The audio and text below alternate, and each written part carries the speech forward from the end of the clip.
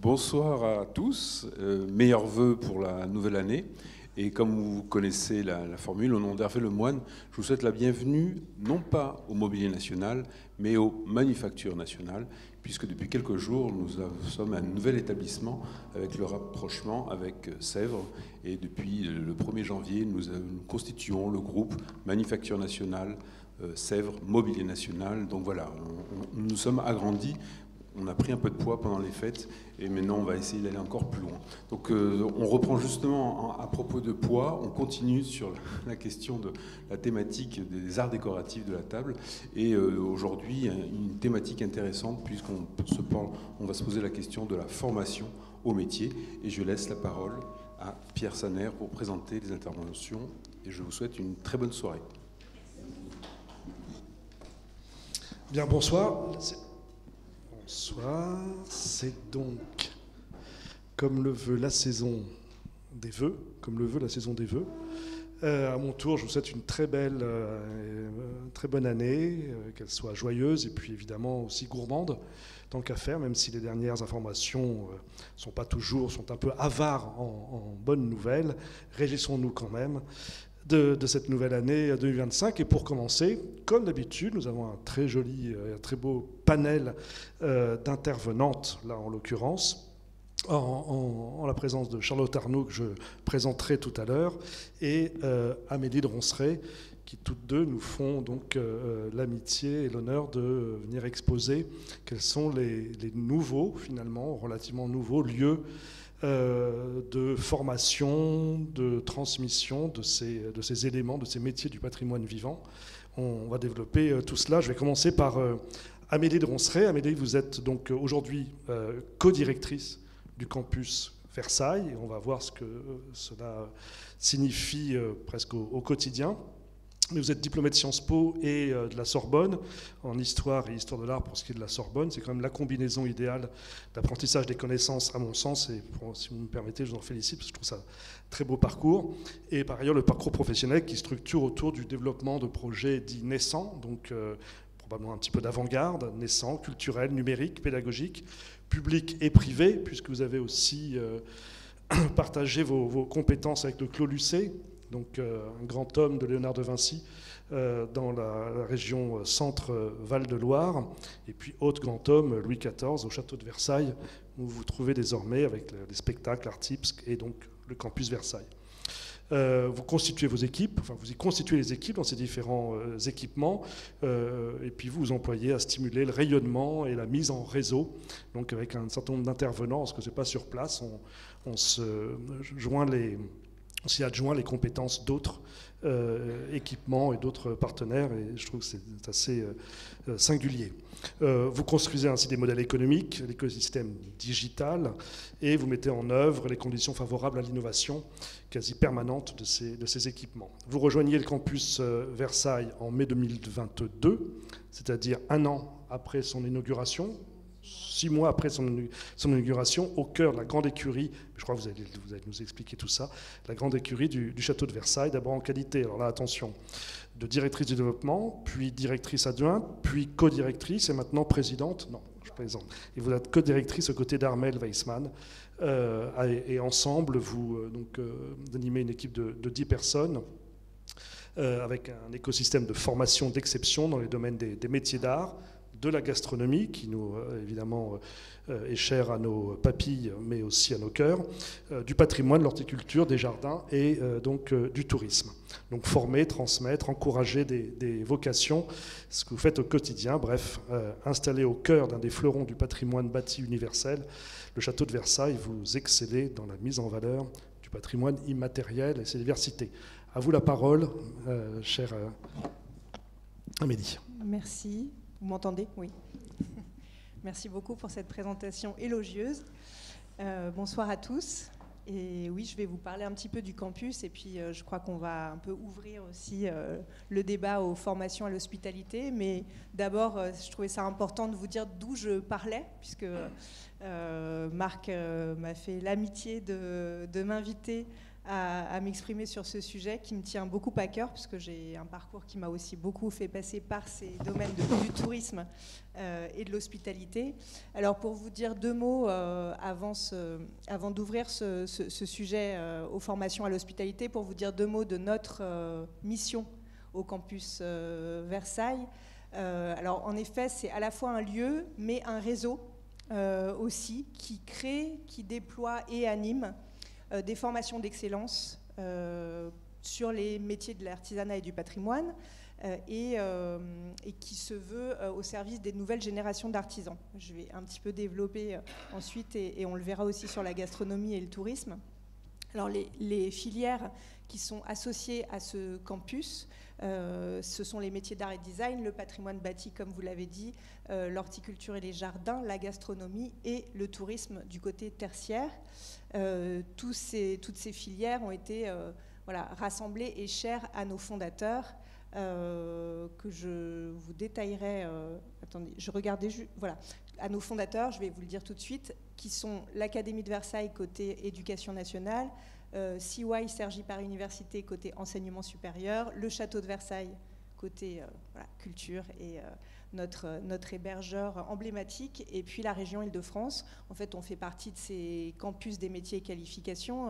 Il y en a un pas si loin d'ici, hébergé dans ces murs, dont les missions sont de créer des vocations en donnant à voir certains métiers qui sont chers au cœur de la France, en gros, qu'on veut attractifs, orientés vers ces métiers, les plus jeunes et les moins jeunes, et puis former et inventer une nouvelle grammaire de formation vers ces métiers. Et enfin, puisqu'on est un réseau d'établissements publics, d'acteurs privés, d'organismes de formation professionnelle, mais aussi d'entreprises du patrimoine vivant, et bien d'autres, de compagnons du devoir, de chercheurs en sciences du patrimoine, animer cette communauté et faire en sorte qu'émergent des projets qui les lient entre eux. Voilà, je pense que c'est ça notre métier principal en réalité, encore plus que les autres.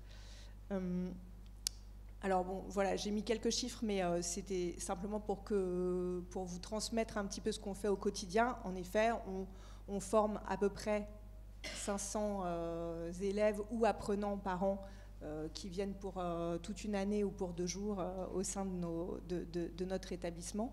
On a des formations continues qui se déroulent sur quelques jours, et puis des formations initiales qui se déroulent sur toute l'année.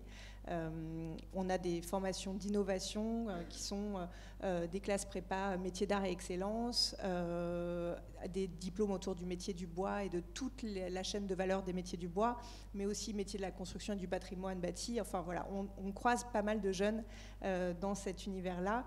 Et en effet, on accueille aussi des jeunes qui font partie du réseau des lycées, des établissements publics, des universités et des CFA, enfin tout ce réseau qui passe par le campus très régulièrement. C'est pour ça que les chiffres de l'orientation sont ceux de la formation multipliés par 10. Hein. On croise à peu près 5000 élèves en orientation chaque année. Donc il y a beaucoup de passages par ce campus et beaucoup de passages de professionnels aussi. Pour vous décrire un petit peu ce que sera le campus demain, c'est intéressant puisqu'on vient de commencer les travaux dans l'aile de Saint-Cloud. Donc il y a 2 ailes dans la grande écurie. Hein. Il y a Bartabas au milieu, si vous la connaissez. Voilà, l'académie équestre qui se situe au centre. Nous sommes actuellement avenue de Paris, donc côté aile de Paris, dans un pilote qui fait 1000 m². Et en septembre 2026, on aura 3000 m² du côté de l'aile de Saint-Cloud, donc qui n'est pas à Saint-Cloud, mais qui est à Versailles. Ces nouveaux bâtiments de 3000 m², enfin nouveaux dans le sens aménagement, accueilleront des salles de classe, mais aussi un Fab Lab, un incubateur de chefs, des ateliers d'artisans en résidence, mais aussi des ateliers de formation, et puis des espaces d'exposition et des réceptions de façon un peu plus classique. Et l'idée, c'est de faire naître tout un catalogue de formation initiale comme continue, non pas tout seul, mais avec nos partenaires, tous ensemble faire jaillir une nouvelle proposition à ces métiers d'artisanat et d'excellence qui ont parfois besoin d'innover pédagogiquement dans les compétences qu'ils transmettent. Alors, je me suis un peu plus intéressée aux formations à l'hospitalité à votre demande. Alors, effectivement, on ne peut que dire que l'hospitalité en France est incontournable. On est la première destination touristique du monde.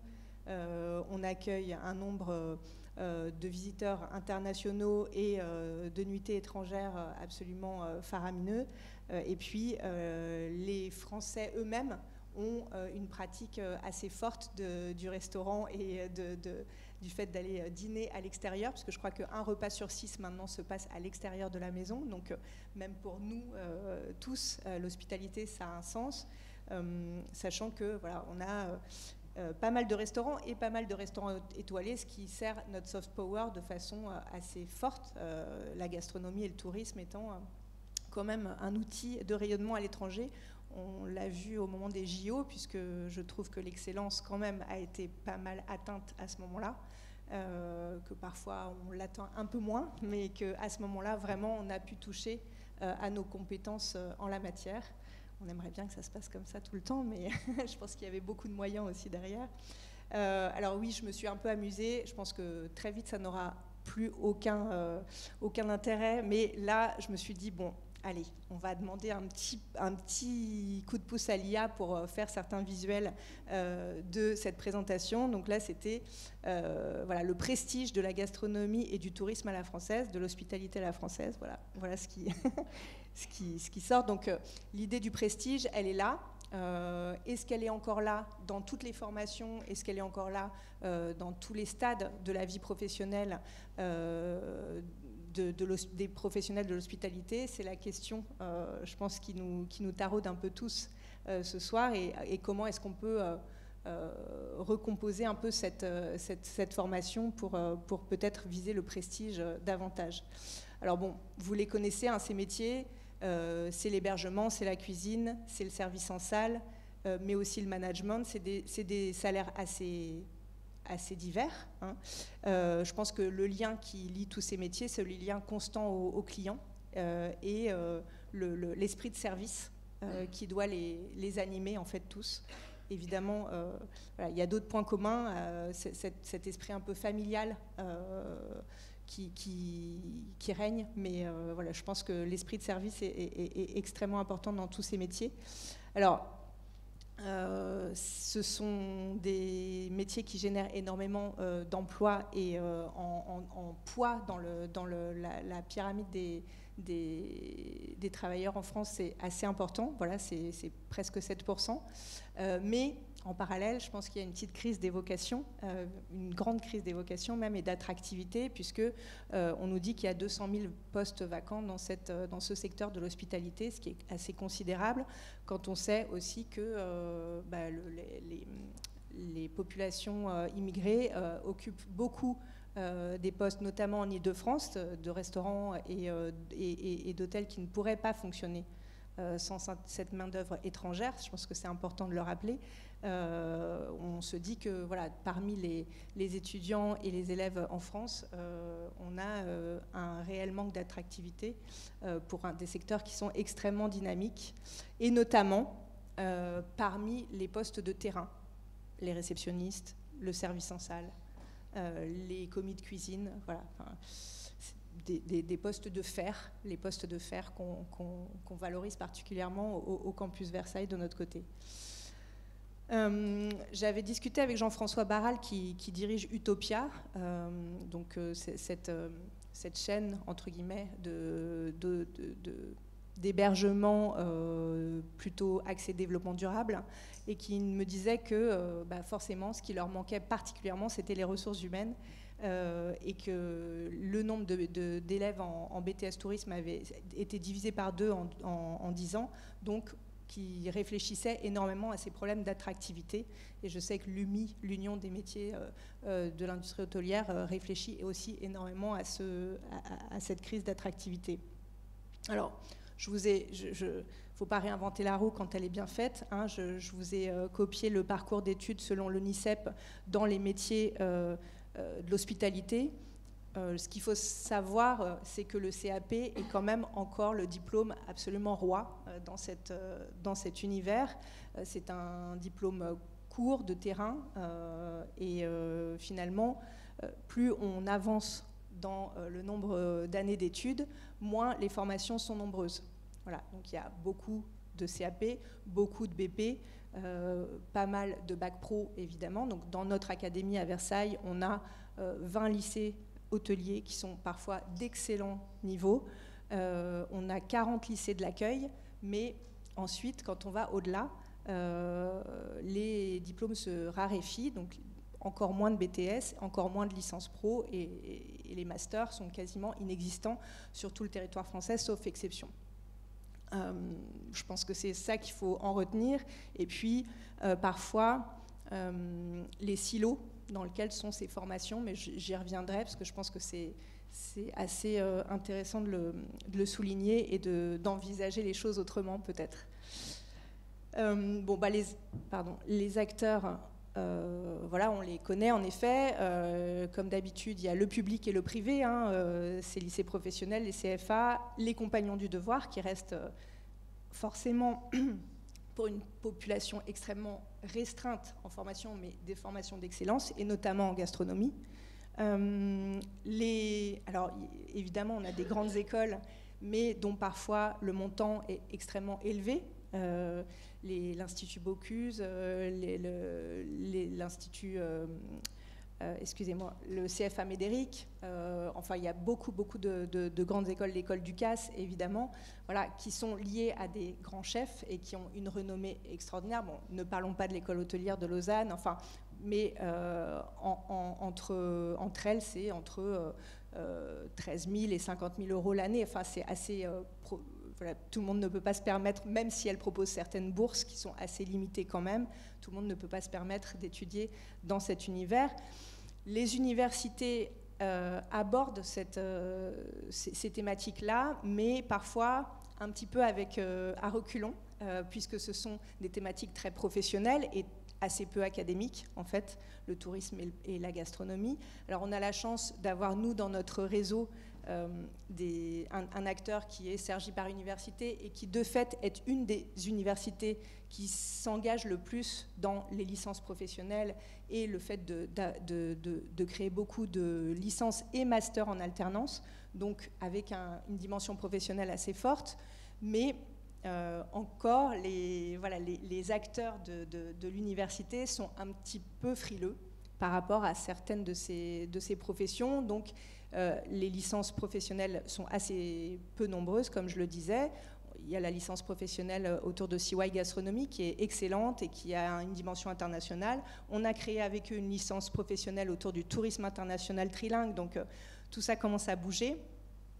Mais ça reste encore à parfaire. Peut-être l'Estua, que vous connaissez, qui est à Angers, qui propose des masters autour du tourisme qui sont d'excellentes factures, mais encore une fois, ça reste assez limité. Bien sûr, dans cet univers, le meilleur apprenti de France, les WorldSkills sont extrêmement présentes, même dans la formation et dans le fait de couronner un parcours de meilleur apprenti ou de meilleur ouvrier. Et évidemment, il faut quand même se le dire, les acteurs digitaux commencent à être extrêmement nombreux, et notamment l'atelier des chefs, puisque aujourd'hui vous pouvez passer un CAP cuisine totalement digitalisé. Ça a ses limites, mais c'est quand même intéressant de le savoir. Vous pouvez faire tout à distance. Tout ça s'est beaucoup développé pendant le Covid, évidemment, mais aujourd'hui, des CAP cuisine sont décernés à des gens qui n'ont fait que des choses à la maison et à distance, en distanciel. Donc voilà, il y a pas mal de lignes de fracture, comme d'habitude en France, le privé, le public, le distanciel, le présentiel, et puis peut-être un peu l'académique et le professionnel, j'oserais dire. Alors ça, c'est beaucoup plus agréable que l'IA, juste pour vous dire. C'est une BD qui s'appelle Ulysse et Cyrano. Je ne sais pas si certains d'entre vous l'ont lu, mais c'est l'histoire d'une passion de la gastronomie, je vous le conseille énormément, beaucoup plus que ChatGPT d'ailleurs. Mais voilà, cette BD est une merveille sur l'éveil d'un garçon à l'amour de la gastronomie par un grand chef qui ne l'est plus à ce moment-là, et que ça ressuscite aussi. Voilà. C'est juste une petite parenthèse, mais ça c'est Ulysse qui fait ses devoirs de maths et qui en fait à la place dessine ses futurs plats. Je vous le conseille à tous. Alors j'ai pris une autre citation que j'ai trouvée très intéressante quand j'ai discuté avec Renaud Damézin de l'UMI, donc l'Union des métiers de l'industrie hôtelière. Finalement, l'idée n'était pas pour lui finalement d'augmenter l'orientation et l'attractivité de ces métiers. L'idée, c'était de les transformer d'abord, de fidéliser les professionnels qui y sont, de peut-être mieux former les reconvertis, et ensuite les jeunes arriveraient. C'est-à-dire qu'en fait, c'est un petit peu, j'ai ressenti que c'était un petit peu ce qu'on essaye de faire, nous, à notre mince échelle à Versailles, c'est-à-dire un petit peu transformer les métiers, même beaucoup parfois, ou leur formation, et créer dans un second temps un choc d'attractivité. Je pense que c'est sur cette ligne-là que sont certains professionnels du tourisme et de la gastronomie, et je trouve qu'elle est intéressante à souligner. Évidemment, les formations aujourd'hui à la gastronomie et au tourisme, elles sont quand même si elles tendent à évoluer, assez classiques. Et notre idée au campus, comme on l'a fait pour d'autres filières, c'est d'ouvrir les compétences qu'une brigade devrait avoir. Et pas seulement le chef d'un restaurant étoilé. Axé sur le collectif, peut-être dire adieu à Escoffier et à ses principes. Escoffier, le dieu de la gastronomie, et celui qui a écrit la Bible pour tout le monde de la gastronomie, en fait, il s'était inspiré du modèle de l'armée. Donc, c'est sûr que, alors, en 1900, ça marche bien. Avec les générations Z et au-delà, je ne suis pas sûre que ce soit le modèle pour les garder et pour les attirer. Donc, peut-être changer de paradigme de ce côté-là, viser une montée en compétences, mais collective, non pas seulement des chefs, puisque ce que me disait Renaud, c'est que, et ce que me disait le FAFCA, c'est que seulement 10 à 15% des professionnels de la gastronomie se forment. C'est extrêmement faible, et parfois ils n'ont évidemment pas le temps de le faire puisqu'ils ont 16 heures de travail devant eux, ou alors une pause extrêmement courte et en plus en milieu de journée, donc qui ne permet absolument pas d'être disponible pour des formations continues. Mais je pense que c'est une montée en compétences qui leur manque, et peut-être qui manque à l'ensemble de la filière.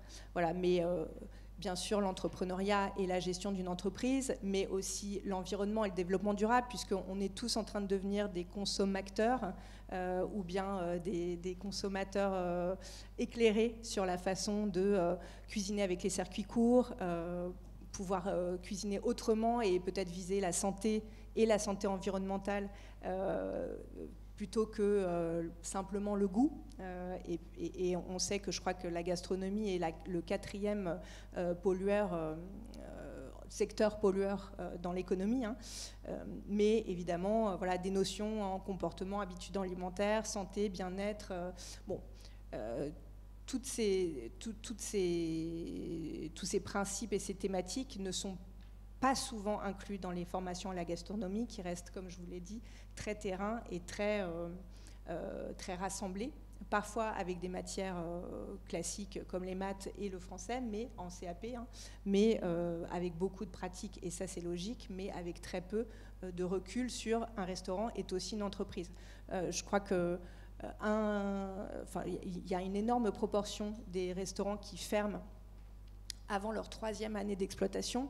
Pourquoi ? Certainement pas parce que le chef fait mal ou le commis fait mal à la cuisine, je pense, mais aussi parce qu'il leur manque des notions de gestion, ou peut-être simplement de service, ou d'autres soft skills, mais je pense que c'est rarement à cause de la façon de cuisiner. Donc, pour terminer, et j'en finirai là, en fait, nous, au campus, on a mûri un projet qui est un peu global, qui va de l'orientation jusqu'à la reconversion. Et ce projet, on l'a appelé Top 14. Alors, évidemment, le 14 irrigue un petit peu notre marketing. Merci Louis.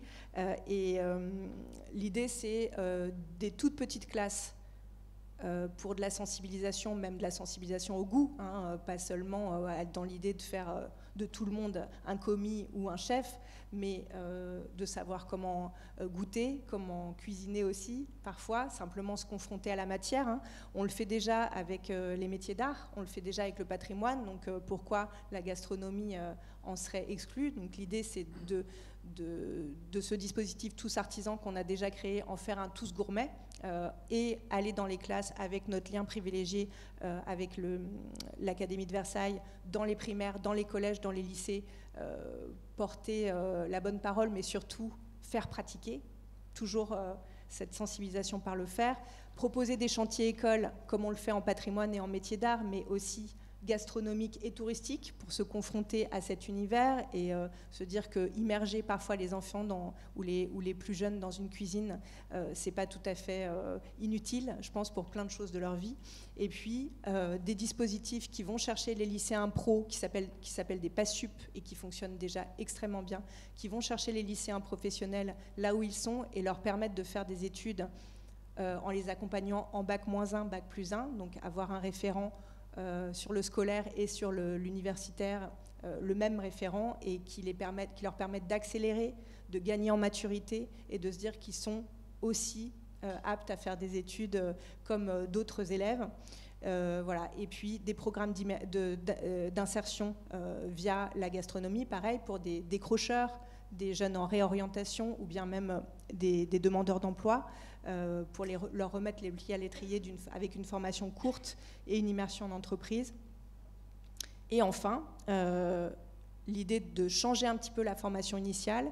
On a créé une formation qui s'appelle De la terre à la table, où en fait les élèves voient l'ensemble de la chaîne de valeur de la gastronomie, depuis le maraîchage jusqu'à ouvrir un restaurant. Et en fait, ça les rend beaucoup plus sensibles et beaucoup plus conscients des enjeux contemporains qui sont extrêmement nombreux à s'imposer à ce secteur. Et l'idée ensuite, évidemment, c'est d'être en alternance et de le pratiquer chez un employeur et de s'insérer comme ça professionnellement. Les doubles diplômes qu'on a aussi mis en œuvre dans les métiers d'art et le patrimoine, mais ici sur la gastronomie et le tourisme, l'idée d'être à la fois en école de commerce et en CAP gastronomie ou en BTS tourisme. L'idée, c'est d'allier des compétences qu'on allie rarement et de leur permettre d'avoir les compétences qui leur manquent parfois pour faire durer une entreprise. Évidemment, la reconversion, elle est traitée chez nous aussi, puisqu'on a beaucoup de personnes qui ne se sont pas autorisées à être chefs ou à travailler dans ces domaines de l'hospitalité en premier abord, puisqu'ils étaient des élèves peut-être sérieux et trop sérieux, et donc qui s'autorisent dans un second temps de vie professionnelle à se dire que en fait, c'est dans un restaurant qu'ils sont heureux et peut-être dans une cuisine qui s'accomplissent. Et enfin, donc cet incubateur de chefs dont je vous parlais tout à l'heure, l'idée c'est vraiment de mettre des jeunes chefs en situation, de les faire connaître les circuits courts, mais aussi la fabrication numérique quand elle a du bon, pourquoi pas, puisque en fait aujourd'hui on fabrique des moules avec de l'impression numérique, sinon les moules coûtent extrêmement cher, et en fait à partir du moment où vous êtes formé, c'est beaucoup plus simple, voilà, de créer vos propres moules et voilà, et en faire pour certains des formateurs eux-mêmes dans le campus, mais aussi dans plein d'autres organismes de formation qui nous entourent. J'ai essayé d'être synthétique sur les projets qui nous concernent. Je pense qu'il y en a des milliers d'autres, mais j'espère que j'ai donné une à peu près bonne idée de ce qu'on essaye de faire pour créer un choc d'innovation peut-être dans ces métiers. Bravo. Non, merci beaucoup. Je pense qu'on va essayer de... autour de nous, ça va probablement susciter des vocations, peut-être même de reconversion. En tout état de cause, merci beaucoup. Très éclairant, très riche. Et si vous êtes d'accord, on procédera à des questions à l'issue de la deuxième intervention pour les réunir, ça vous va. Et là, on va juste petite pause technique, c'est ça, non? Nouveauté de l'année. Tu changes pas. Des questions tout de suite? Oui. Ah bon? Non, on va faire on va enchaîner, on va faire les questions. Moi, j'avais, comme généralement, c'est moi qui ouvre le bal, j'avais une petite question par rapport à l'international, parce que là, dans les campus, ce sont les établissements qui sont partenaires, donc il y a le développement international, les relations internationales des établissements, mais quand je vois par exemple l'incubateur de chefs, je me dis qu'il y a des institutions comme notamment la Villa Médicis ou autres qui ont des chefs invités. Est-ce qu'il y a ce projet aussi d'être sur des périodes plus courtes, d'avoir des résidences de chefs étrangers? Alors oui, c'est tout à fait le projet, et également avoir un diplôme universitaire, formation langue étrangère, français langue étrangère, pardon.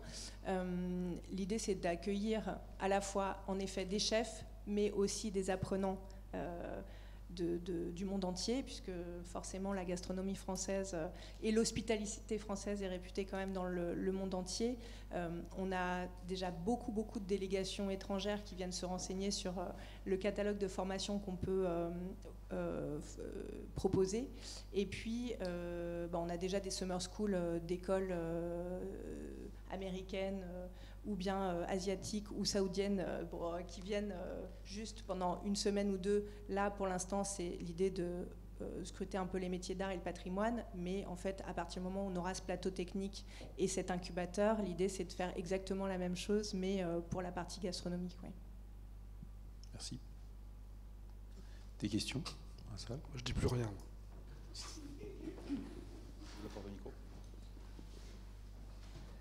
Merci beaucoup pour ces magnifiques nouvelles.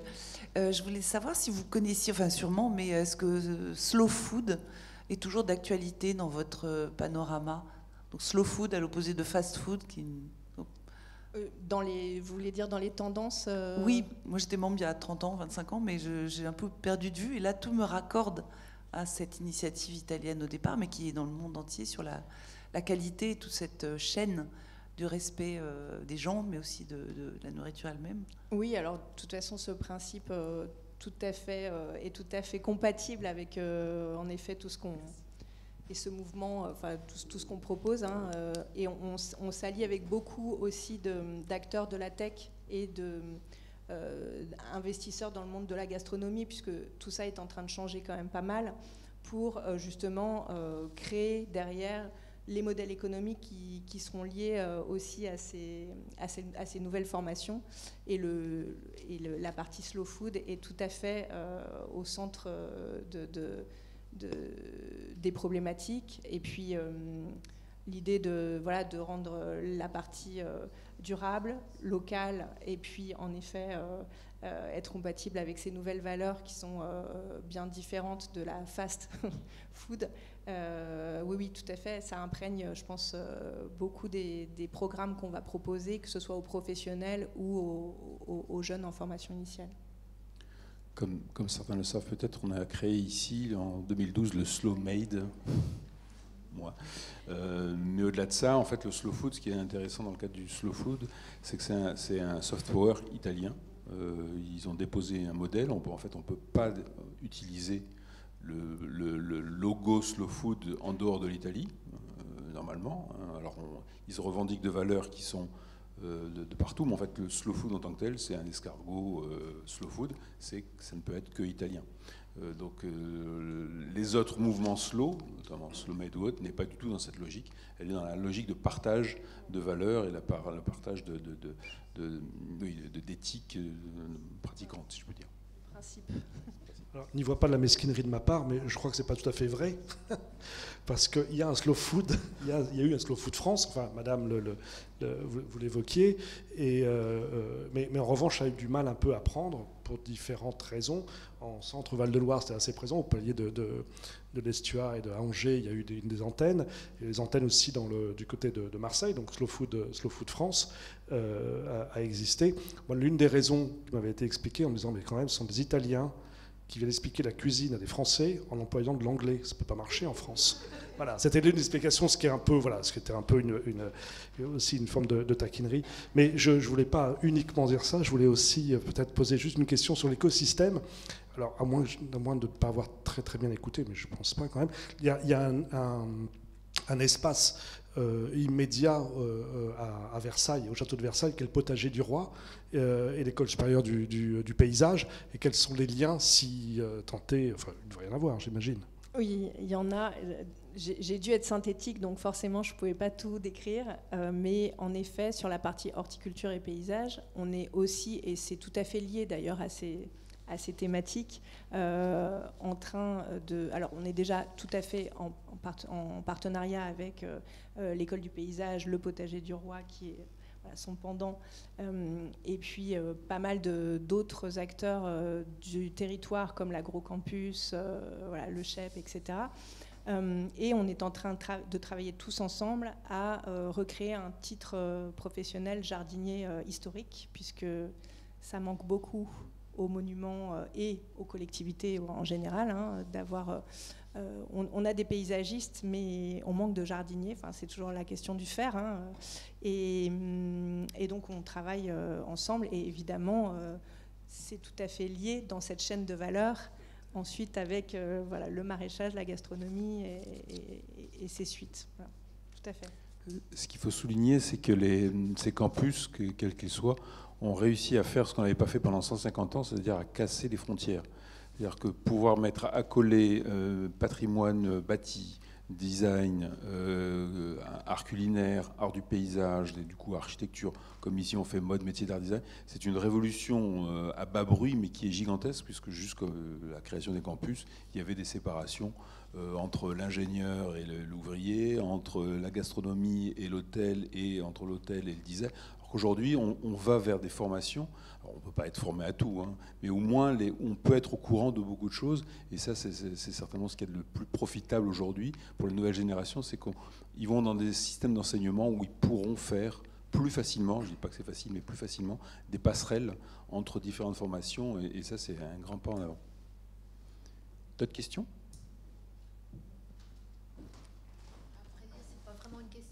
Une remarque, j'aimerais bien que vous me disiez si je vois les choses un peu justement. Quand on parle des formations qui sont à développer, comme vous avez cité, les arts de la table, le marketing, la sociologie, l'environnement, on a l'impression aussi que c'est quand même les formations supérieures de master ou des grandes écoles privées, et qui sont souvent des fois très chères, ou alors des universités, qui enseignent ces matières.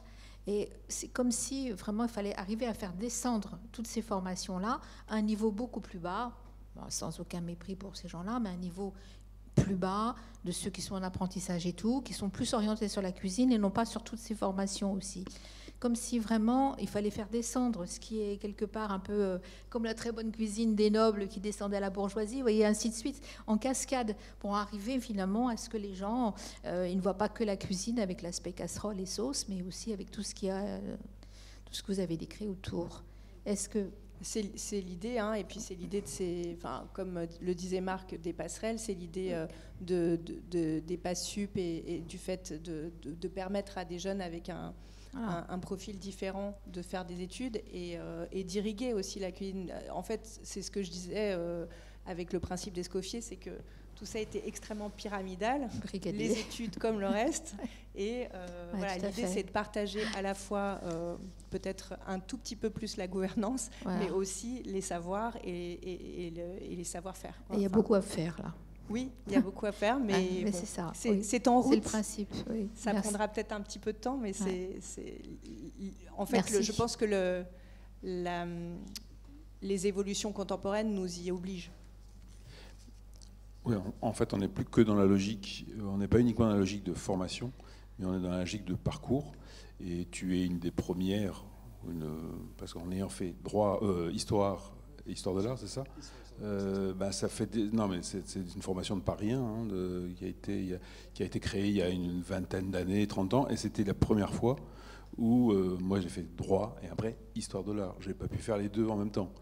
C'est après qu'on a commencé dans l'éducation à se dire non, il faut commencer à ouvrir des passerelles, à faire des passerelles, et ça se décloisonne beaucoup. Et en fait, et nous on est confrontés ici au Mobilier National sur nos formations. Jusqu'à 5-6 ans, on avait une formation de 4 ans non diplômante. On rentrait à 16 ans, éventuellement sans bac, et on était condamné jusqu'à la fin à ne rester qu'ici. On a dû créer des diplômes, des diplomations pour que les gens ont des CAP et des BMA, pour qu'après ils puissent aller voir ailleurs, s'il fallait. Donc c'est vraiment des ouvertures, alors un peu lentes, mais c'est des ouvertures extrêmement intéressantes, parce que ça permet de considérer autrement le travail, pas uniquement comme un labeur pénible, mais aussi comme une évolution. Absolument. Et le fait de permettre aux jeunes d'avoir plusieurs compétences et plusieurs blocs de compétences, alors certes, c'est peut-être aussi favoriser leur passage à d'autres institutions, d'autres entreprises, mais néanmoins, ça me paraît indispensable dans leur goût voilà, ils n'ont pas du tout l'idée de rester 50 ans comme on le faisait à l'époque dans une même entreprise. Et néanmoins, je pense que ils apportent de la valeur ailleurs quand ils bougent. Donc voilà, l'idée, c'est de pouvoir leur permettre d'être, certes, peut-être commis de cuisine et avoir d'autres compétences pour changer de métier, charpentier et ingénieur. Enfin, c'est un idéal, mais je pense que c'est tout à fait réalisable aujourd'hui.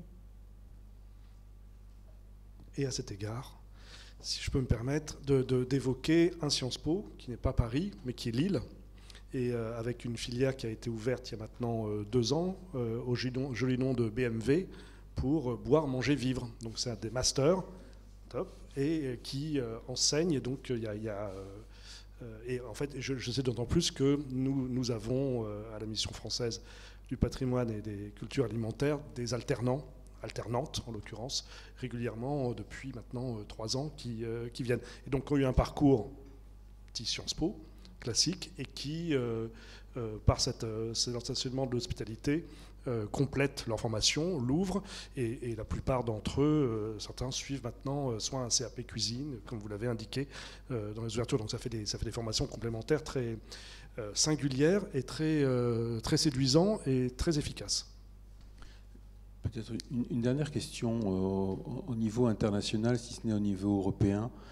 Quels sont notamment je pense à l'Italie, mais peut-être aussi en Espagne, alors je n'ose pas parler des Anglais, parce que peut-être que la cuisine en Angleterre c'est un autre sujet, mais est-ce que, ou en Grèce, est-ce que la question de la formation, parce que Pierre connaît bien la Grèce, est-ce que la formation à ces métiers a un degré d'avancement à la fois dans sa manifestation administrative et dans sa conception, ou est-ce qu'on reste plutôt en avance ou en retard?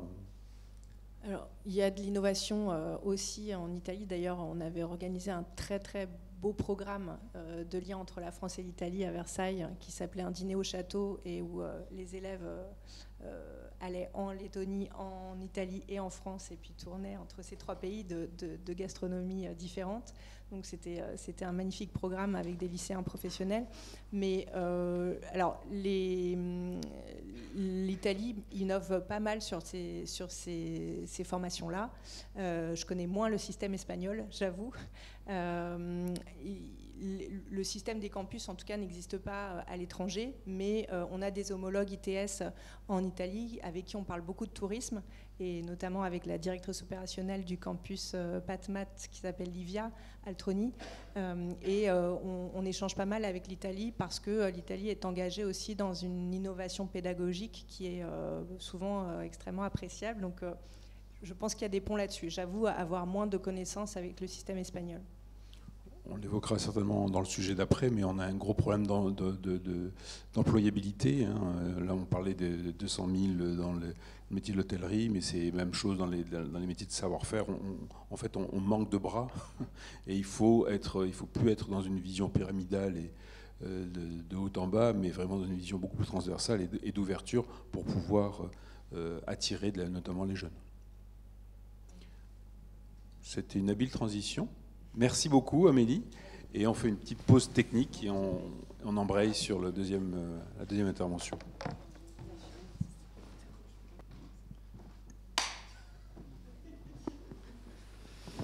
Très bien, donc retour sur le plateau. Donc, après Amélie de Ronceret, nous avons le plaisir d'accueillir Charlotte. Charlotte Arnoux, merci d'être donc là avec nous. Vous êtes aujourd'hui responsable de l'Institut des métiers d'excellence LVMH, donc France, Suisse, Espagne, au département des métiers d'excellence du même LVMH.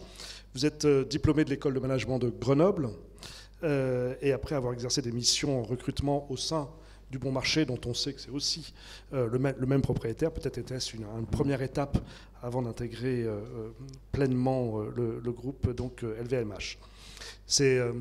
Vous travaillez donc au sein de cet institut, qui est le premier programme de formation en alternance dans le secteur du luxe. Un institut qui offre pour la formation de jeunes et de personnes donc en reconversion. Ça aussi, c'est un élément extrêmement important. En reconversion professionnelle, dans les métiers de la création, l'artisanat, l'expérience client, et en mettant en place des partenariats avec des écoles et des universités renommées dans les disciplines donc, respectives. J'ai lu que l'Institut a été créé dans le but de transmettre les savoir-faire et on en a parlé un tout petit peu en aparté avant, 280 métiers. Et sans jouer au jeu des questions de certains des métiers, il y en a certains, je vous avoue, qui sont des curiosités, mais tout à fait passionnants, on en parlera peut-être après. Donc plus de 280 métiers de la création, de l'artisanat et de l'expérience client, donc auprès des jeunes générations, et comme on l'a dit, des personnes en reconversion. Il y a aujourd'hui plus de 3300 alternants qui ont été formés par l'Institut des métiers d'excellence depuis sa création, donc il y a 10 ans. Presque 11 ans maintenant, 2014 absolument, merci. Et nous avons tout naturellement hâte d'en savoir plus pour peut-être à notre tour envisager, et dans la salle aussi, d'éventuelles reconversions. La parole et le micro est à vous, Charlotte. Merci beaucoup Pierre et merci pour cette présentation. L'occasion aujourd'hui était pour moi de vous expliquer en effet nos actions au sein du groupe LVMH et donc du département des métiers d'excellence, ce qu'on peut faire au quotidien pour aller un peu en parallèle finalement de ce qu'a raconté Amélie, et je pense que c'est assez complémentaire. En tout cas, nous aujourd'hui, ça va être en lien, vous allez le voir évidemment, avec les métiers du groupe LVMH, d'aller chercher des personnes pour ces métiers, puisque nous sommes partis du postulat et nous ne sommes pas évidemment les seuls à être confrontés à ça, d'avoir des difficultés de recrutement au niveau de nos métiers. Et donc en 2014, la question s'est posée d'aller chercher du coup des personnes pour nos métiers. Et la question s'est posée en se disant comment finalement aller chercher des personnes qui postuleraient pas d'elles-mêmes, puisqu'évidemment aujourd'hui, donc chez LVMH, je ne vais pas représenter le groupe, mais peut-être quelques mots. Nous avons en fait plus de 75 maisons autour de différents secteurs d'activité. Je pense qu'aujourd'hui, vous devez peut-être vous poser la question de pourquoi je suis là pour parler sur la partie hôtellerie, restauration, mais on a des très beaux métiers et des très belles maisons au sein de ce secteur.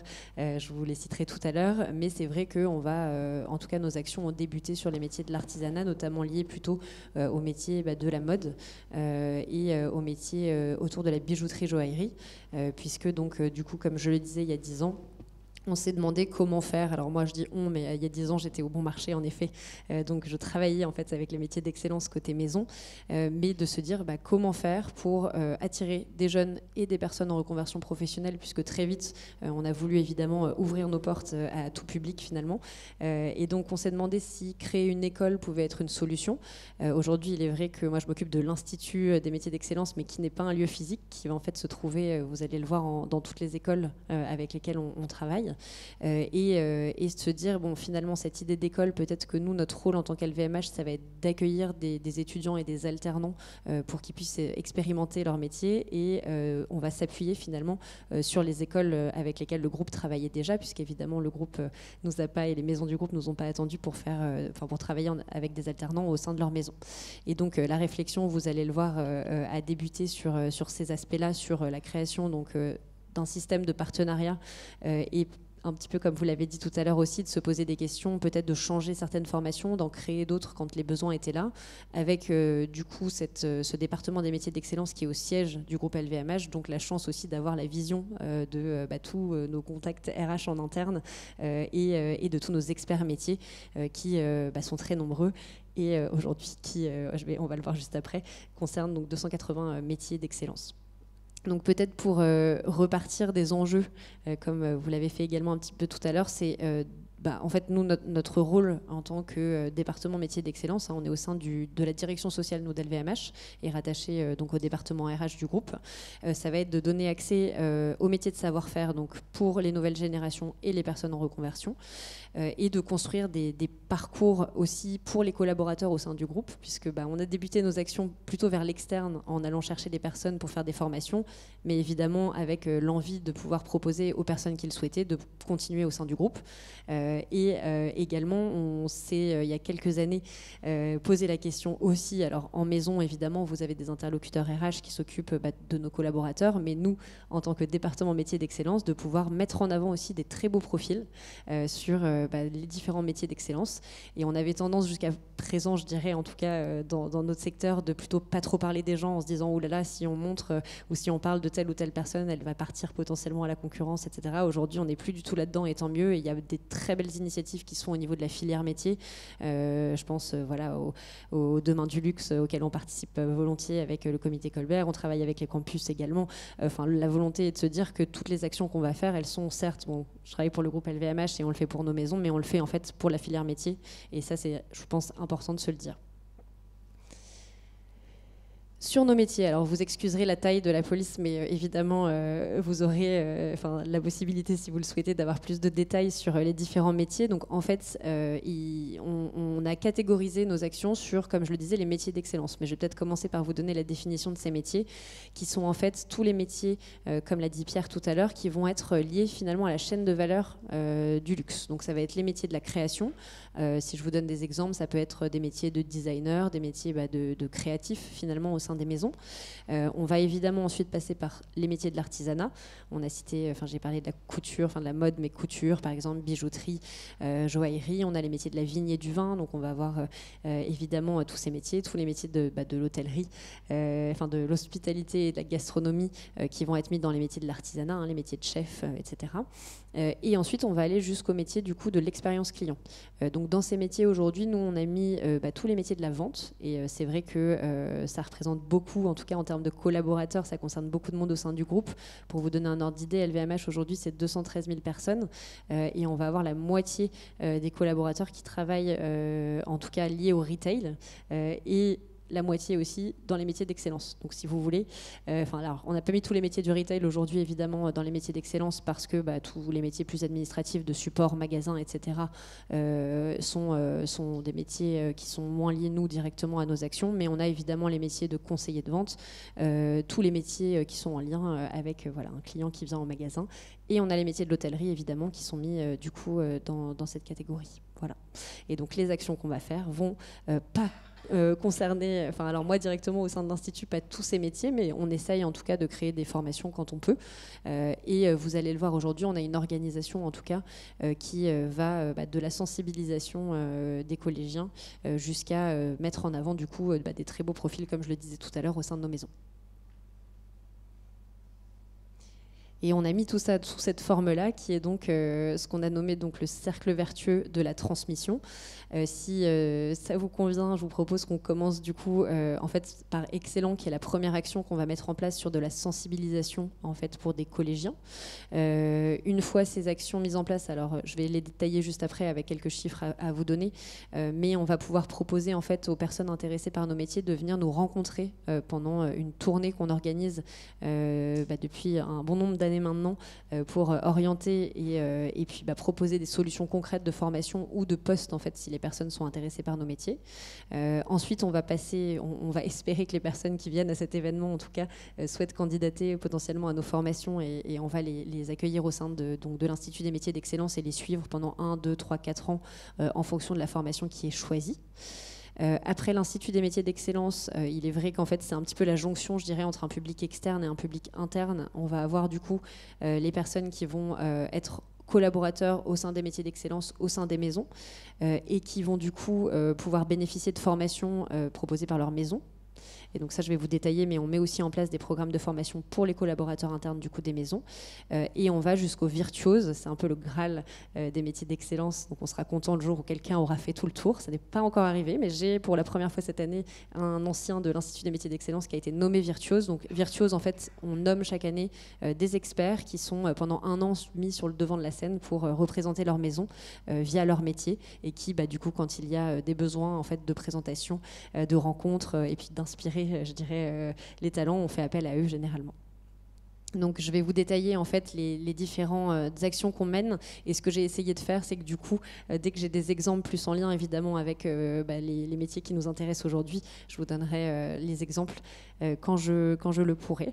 En tout cas sur Excellent, donc, qui est notre action de sensibilisation, aujourd'hui on a voulu un module assez ludique. Donc en fait on va aller au sein de collèges comme je l'ai dit, et l'objectif est peut-être un jour même de laisser la main à nos maisons au sein du groupe pour qu'elles puissent aller animer elles aussi ces ateliers dans les lycées qui sont proches finalement du coup des lieux de travail des maisons, puisque moi je parle plutôt évidemment aujourd'hui en Ile-de-France, puisqu'on a la majorité de nos maisons qui sont là, mais on a évidemment comme je pense un Louis Vuitton qui va avoir des ateliers un petit peu partout en France. On a aussi pas mal d'actions à côté d'Orléans avec la cosmétique, pas mal de choses. Donc là, depuis la création de cette initiative, on a sensibilisé plus de 5300 jeunes, et l'idée est de le faire en France, mais on le développe aussi en Italie, puisqu'on a une partie de notre équipe qui est physiquement en Italie, puisque c'est aussi un endroit où on va retrouver pas mal de maisons du groupe.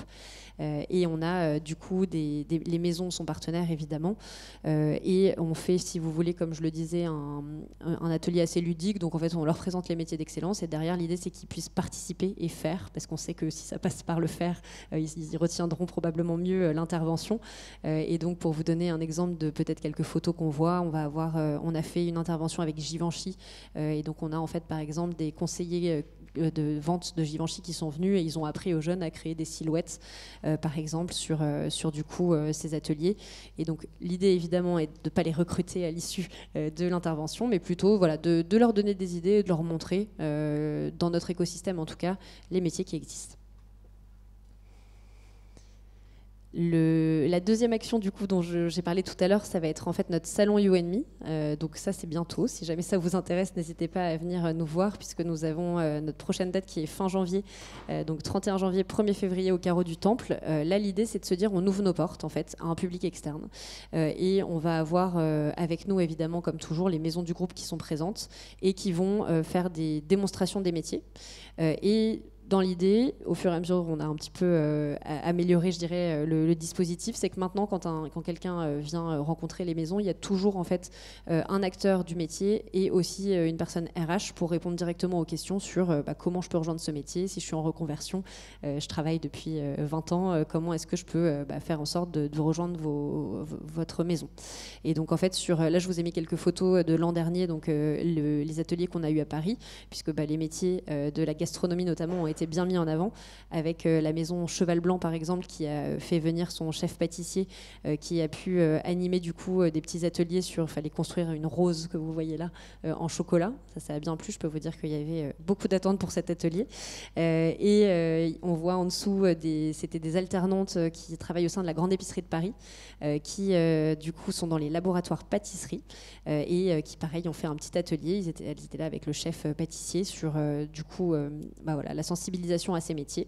Et si un visiteur est intéressé, finalement il peut continuer son parcours avec un espace dans lequel il va y avoir les écoles partenaires de l'Institut, avec des personnes qui sont là évidemment pour directement récupérer les candidatures si nécessaire.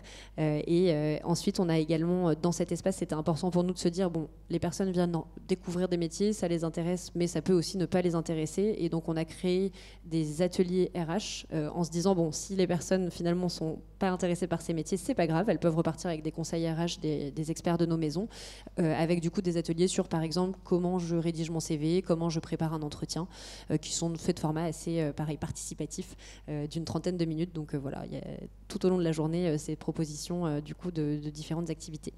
Et on fait différentes villes en France, mais cette tournée on a aussi l'occasion de la faire en Italie. Donc si ça vous intéresse, pareil, n'hésitez pas. Je répondrai à vos questions à l'issue de la présentation, et toutes les dates vont être communiquées bientôt. L'Institut, alors on arrive un peu au cœur du sujet puisque le sujet était la partie formation et je vais peut-être m'attarder un petit peu plus que le reste sur cette action puisque c'est celle dont je m'occupe aujourd'hui. L'Institut des métiers d'excellence en fait donc, a été créé en 2014. Comme je l'ai dit, je vous ai raconté l'origine, avec un système donc, qui est de se dire on travaille au sein du groupe avec des écoles. Donc en fait, si vous voulez, les maisons accueillent des alternants de différents métiers. Et aujourd'hui, moi, j'ai proposé, on arrive à couvrir une 60aine de métiers avec l'Institut, mais tous les ans, on crée des nouvelles formations en fonction des besoins des maisons. Et on va avoir, si vous voulez, différentes formations dans lesquelles notre idée, c'est de se dire, en fait, les écoles, on va pouvoir aller discuter avec elles et créer des classes dédiées qui vont du coup accueillir les alternants qui vont être dans différentes maisons du groupe. Donc ça, pour nous, c'était super parce que ça permettait d'avoir une diversité en termes en fait, d'activités, puisqu'on ne fait pas la même chose dans toutes les maisons du groupe. Et ce que je vous propose, c'est de prendre un exemple, parce que c'est toujours plus parlant quand on prend un exemple, pour prendre un métier qui est pas tout à fait dans la partie gastronomie, mais pas trop loin non plus. On a par exemple une classe en Champagne, puisqu'on a des très belles maisons en Champagne. Et en fait, on a au sein de cette classe des profils qui travaillent sur les métiers de la vigne et du vin, qui apprennent à être vignerons, vigneronnes également, parce qu'on a des filles dans la promo, et qui du coup sont en cours tous ensemble, mais après en alternance dans les différentes maisons. Et finalement, le système de l'Institut, c'est de se dire que nous, on va suivre leur candidature de manière un peu plus poussée finalement que les RH de leur maison, et on va tout au long de l'année finalement compléter leur parcours de formation par des événements donc qui sont des masterclass, et on va aller leur faire rencontrer les alternants en art culinaire justement. Ça, on a fait ça il y a 2 ans, ça a bien fonctionné. Leurs métiers sont assez proches, enfin en tout cas ils pourraient être amenés à travailler ensemble, et en fait on a une journée où ils se rencontrent et puis après ils discutent sur leur métier, les problématiques, et puis on visite aussi les lieux qu'on a au sein du groupe. Et cette idée là, c'est de leur ouvrir finalement pendant la formation le champ des possibles, leur montrer que certes ils sont dans une maison aujourd'hui et ils font un métier, mais dans le groupe il y a un énorme écosystème de métiers qui peut être le même que le leur, mais du coup dans les missions qui peut un petit peu différer. Et ça, on y est très attaché et on le fait sur toutes les formations. Donc aujourd'hui, je vais avoir une formation par exemple design côté création, on a des formations en design, on est amené à travailler avec des très belles écoles sur ces différentes formations. On va avoir dans la partie du coup artisanat, pour vous donner les exemples des formations qui nous intéressent aujourd'hui, on va travailler sur différentes formations en gastronomie et en art culinaire du coup qui vont, en effet, comme vous l'avez dit tout à l'heure, ça va être majoritairement du CAP puisque c'est la demande des chefs aujourd'hui au sein de nos maisons. Donc moi je vais suivre une dizaine d'apprentis par an à peu près sur ces métiers-là, sachant que dans la promotion que je gère, on a eu 300 apprentis cette année sur donc la France, la Suisse et l'Espagne.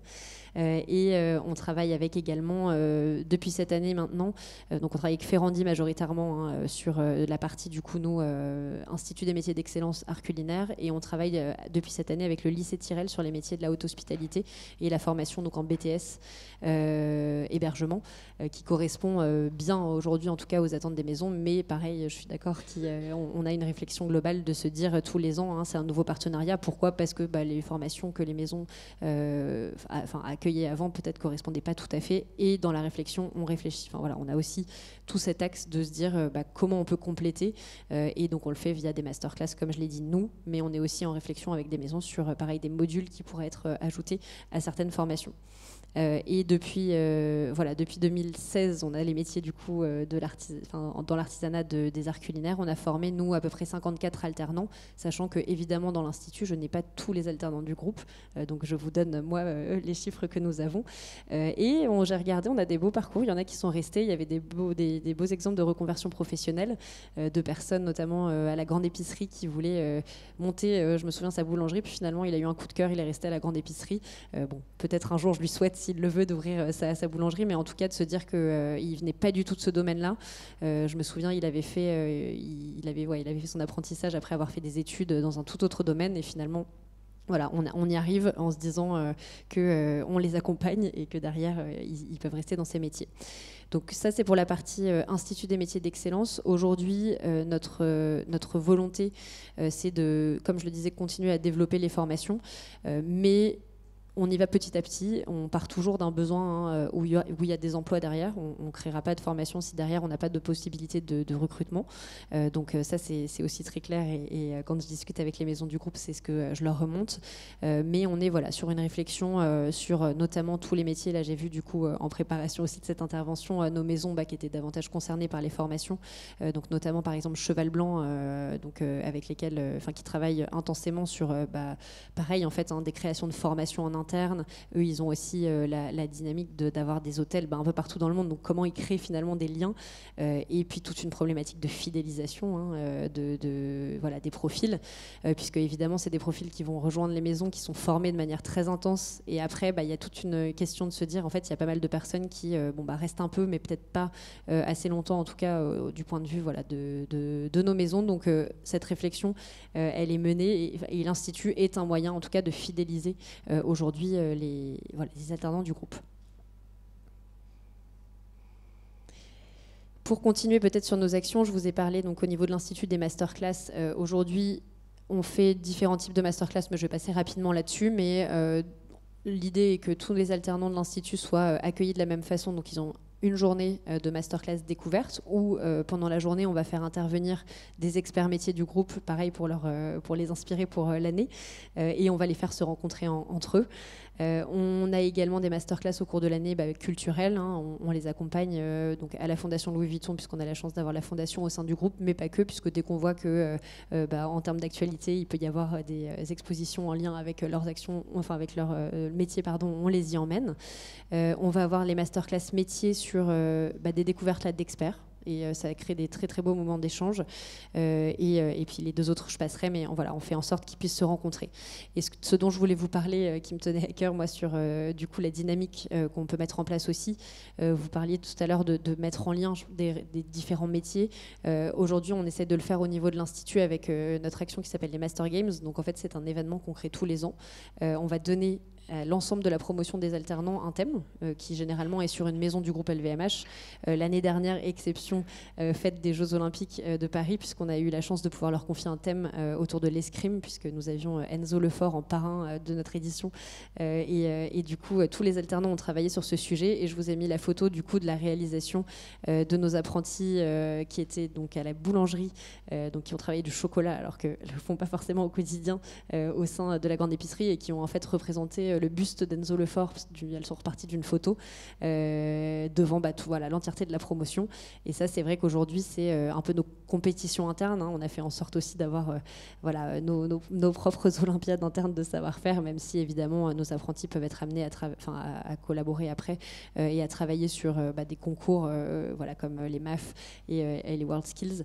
Mais voilà, je voulais vous montrer ça, puisque aujourd'hui, je pense que elles ont entre leurs mains vraiment un super talent. D'ailleurs, c'est les mêmes qui étaient à UNME, donc qui sont très investis. Elles sont hyper jeunes, elles sont super investies dans la transmission des métiers et de leur métier, et voilà, ça aujourd'hui, ça nous aide beaucoup dans les différentes actions qu'on met en place.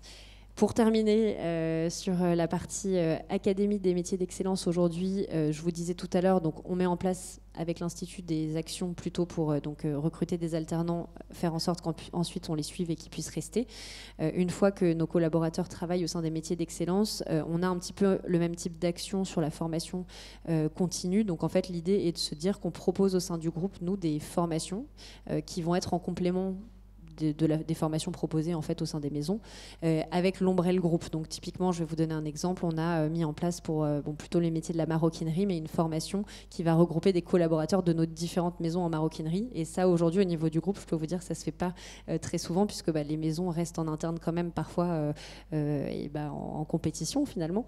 Mais on a vraiment là-dessus une très belle montée en compétences des personnes qui participent en fait à ces formations, et on va essayer de faire en sorte de pouvoir les développer sur différents métiers. Et on a regroupé aussi les écoles internes de nos maisons, puisqu'aujourd'hui, globalement, la majorité de nos maisons vont avoir leur système de formation, et elles ont créé des écoles en fait internes pour former leurs collaborateurs.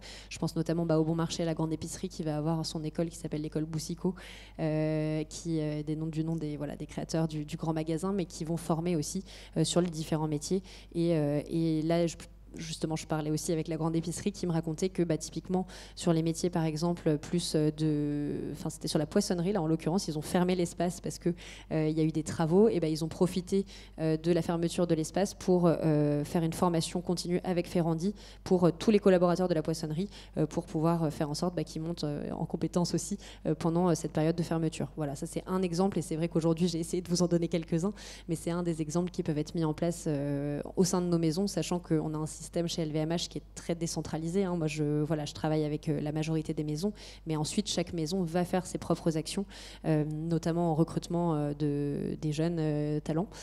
Donc les initiatives sont multiples, et vous aurez, je pense aussi, d'autres exemples probablement en tête dont je ne parle pas ce soir. Et la dernière étape dont je parlais tout à l'heure, donc, qui sont les virtuoses. Au sein du groupe, donc, les maisons nomment chaque année une promotion de virtuose. C'est donc international. Dans la promotion cette année, je vous ai pris du coup les métiers qui sont davantage en lien avec la thématique du jour. Donc on va retrouver par exemple le chef barman de chez Cravant. Je ne sais pas si c'est une maison que vous connaissez. C'est une maison en fait qui propose notamment des cocktails Cravant, et qui a ouvert de manière temporaire un bar, et c'est des cocktails sur mesure qui donc fait partie du groupe. On a la responsable sommelière de Moët et Chandon cette année, le responsable de la poissonnerie de la grande épicerie. On va avoir également le chef pâtissier de chez Cova, qui appartient au groupe LVMH, qui est une pâtisserie historique milanaise. Très bon panettone, je les recommande.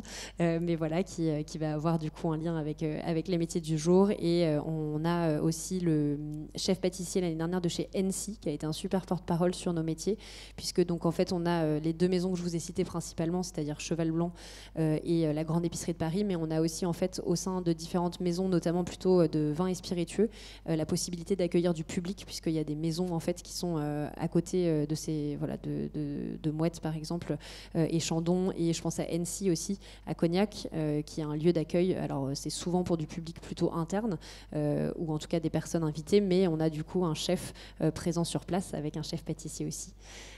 Donc voilà ce que je voulais vous dire aujourd'hui. Je pense que on arrive grâce à nos actions à sensibiliser en tout cas à nos métiers. On a, c'est vrai, quelques belles histoires. Le but est de continuer à agir et voilà, avec la dimension de filière, comme je vous le disais tout à l'heure. Je suis navrée de ne pas avoir fait la majorité de la présentation sur les métiers du jour, mais s'il y a des questions plus poussées, écoutez, je serais ravie d'y répondre. Merci beaucoup.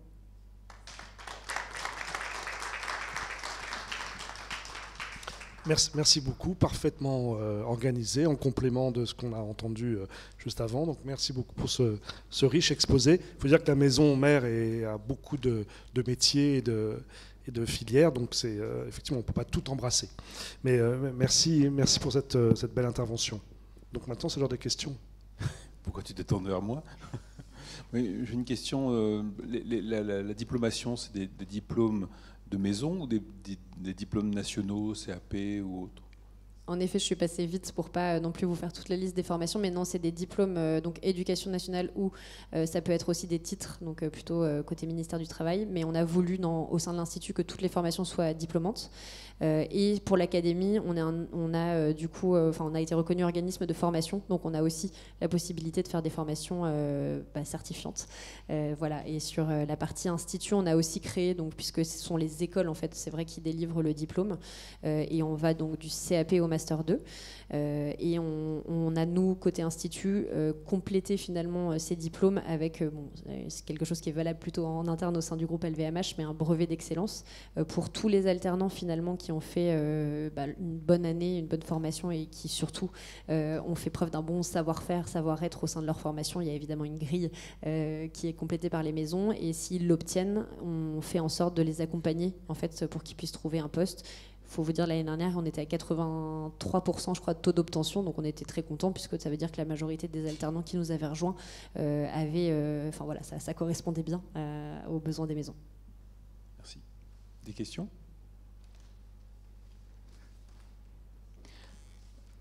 Vous avez 10 ans de recul maintenant, justement par rapport à ceux qui sont rentrés il y a 10 ans. quel regard il porte sur cette formation en interne? Est-ce que ce sont des bons ambassadeurs? J'imagine que oui. Oui. Quel est le retour des personnes qui sont passées, qui ont commencé il y a 10 ans? Je pense qu'ils se disent qu'on a bien évolué depuis, puisque la première promotion de l'Institut, il y a 10 ans, c'était 28 personnes sur donc 3 métiers. Donc c'est vrai qu'aujourd'hui, ils sont plutôt très satisfaits, je dirais, du cercle que je vous ai présenté, qui n'existait pas du tout. En fait, ce qui a été créé il y a 4 ans, pour tout vous dire, sur tous les différents piliers, tout a été mis en place il y a 4 ans, à part l'Institut qui a 10 ans d'expérience. Et j'ai fait appel à certains, parce qu'on a fêté nos 10 ans, du coup, là, à la rentrée, qui sont très fiers, en fait. Et je trouve que c'est assez...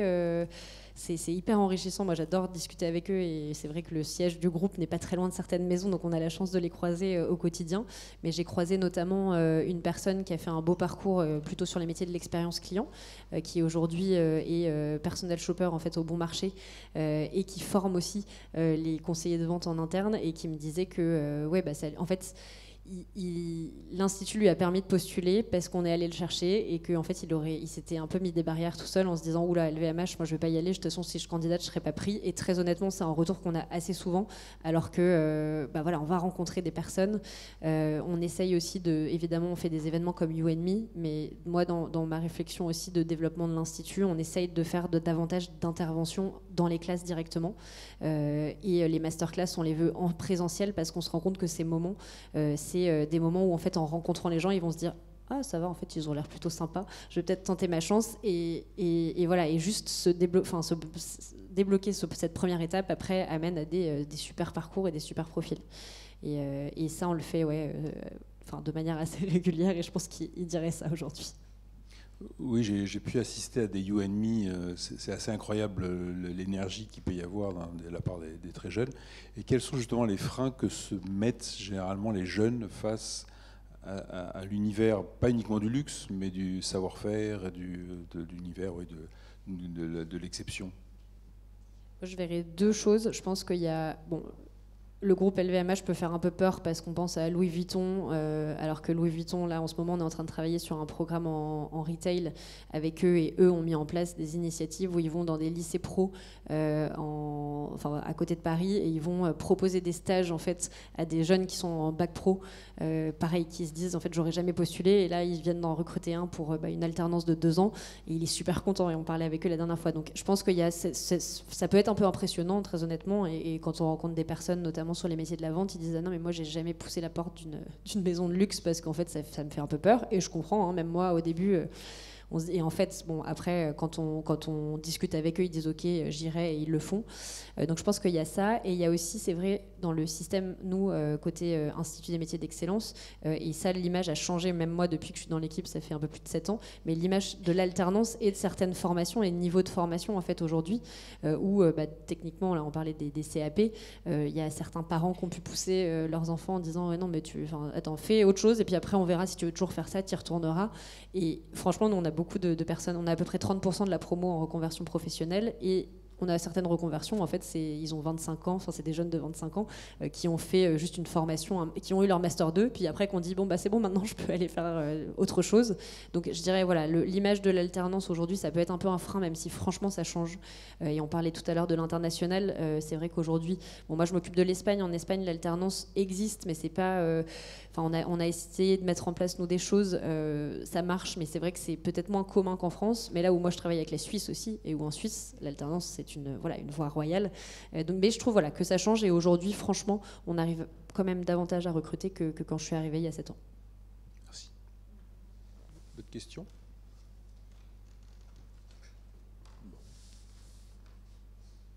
C'est des interventions intimidantes, c'est peut-être pour ça aussi. C'est un peu comme Vous pouvez oser, je répondrai. Non, mais merci de votre écoute en tout cas sur ces sujets. Le financement, par exemple, si un jeune veut suivre une de vos formations, vous parlez d'alternance. Oui. Donc alternance, c'est-à-dire moitié Parlez dans le j'entends. Moitié en cours et moitié sur le terrain. Et ces jeunes, ils ont quoi comme financement? Vous leur proposez quelque chose? Oui, tout à fait. Et c'est pour ça qu'on a choisi. Alors, les maisons du groupe peuvent évidemment recruter en stage dans d'autres formations qui ont un coût aujourd'hui qui peut être assez élevé, comme on l'a dit. Nous, on a choisi le système de l'alternance pour l'Institut aujourd'hui pour justement cette question de financement. Donc, les frais de formation, en fait, ils sont pris en charge par l'entreprise qui accueille l'alternant. Et l'alternant est rémunéré, en fait, après pendant, du coup, 1 ou 2 ans. C'est des grilles, après. On applique, nous, les grilles.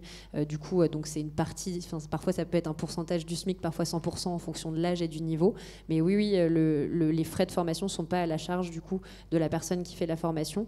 Et je pense là à la formation de design typiquement qu'on a co-créée avec l'université donc Sorbonne Nouvelle Paris 3 et l'école du Perret, qui a été pour la première fois fait en apprentissage.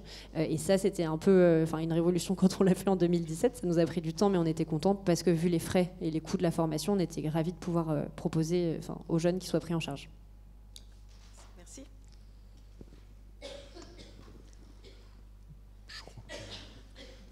Ben oui, on va conclure. On va vous remercier pour l'attention. Merci à nos 2 intervenantes pour ces riches exposés.